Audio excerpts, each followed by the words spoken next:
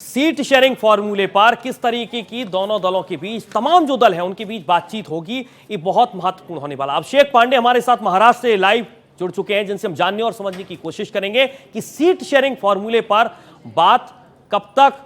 बन चुकी है और अगर ऐलान होता है तो क्या तमाम पार्टियों के बीच फॉर्मूला लगभग तय हो चुका है। अभिषेक, क्या जानकारी है आपके पास? संजय राउत के बयान को हमने सुना, शाम तक बहुत जल्द सीटों का ऐलान कर दिया जाएगा, जानकारी दीजिएगा और यह भी बताइएगा क्या कांग्रेस और एनसीपी अब पूरे तरीके से स्पष्ट तौर पर ये नजर आएंगे और बताने की कोशिश करेंगे कि तस्वीर पूरे तरीके से साफ हो चुकी है सीटों को लेकर? देखिए, महाविकास अघाड़ी के भीतर सीट के बंटवारे को लेकर के पेच अभी भी 8 से 10 सीटों पर फंसा हुआ है। अभी जिस समय हम आपसे बात कर रहे हैं उस समय में शरद पवार के ऑफिस में एक मीटिंग चल रही है जिसमें शरद पवार मध्यस्थता कर रहे हैं कांग्रेस और शिवसेना के बीच में। शिवसेना की तरफ से संजय राउत पहुंचे हुए हैं तो कांग्रेस की तरफ से नाना पटोले, विजय वडेट्टीवार पहुंचे हुए हैं और जिन 7-8 सीटों पर जो पेच फंसा हुआ है उसको फाइनल करने की कोशिश की जा रही है। अगर आज उसमें कुछ चीज़ें साफ होती हैं तो निश्चित देर रात तक तीनों ही पार्टियों के समन्वय से कुछ नतीजा निकल जाएगा, क्योंकि अब चूंकि फॉर्म भरना शुरू हो चुका है और कल कई बड़े नेताओं के फॉर्म भरे जाएंगे, तो ऐसे में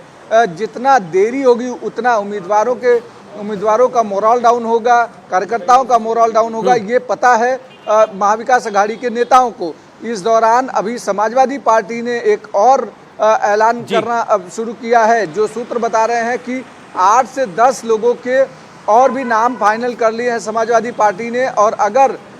महाविकास अघाड़ी में थर्ड फ्रंट मैदान में है तो क्या तमाम दूसरी पार्टियों के लिए एक बड़ी चुनौती नहीं होगा? चाहे फिर शिवसेना उद्धव गुट की बात हो या कांग्रेस के लिए, तमाम तरीके की चुनौतियां तो जाहिर होंगी इस चुनाव में।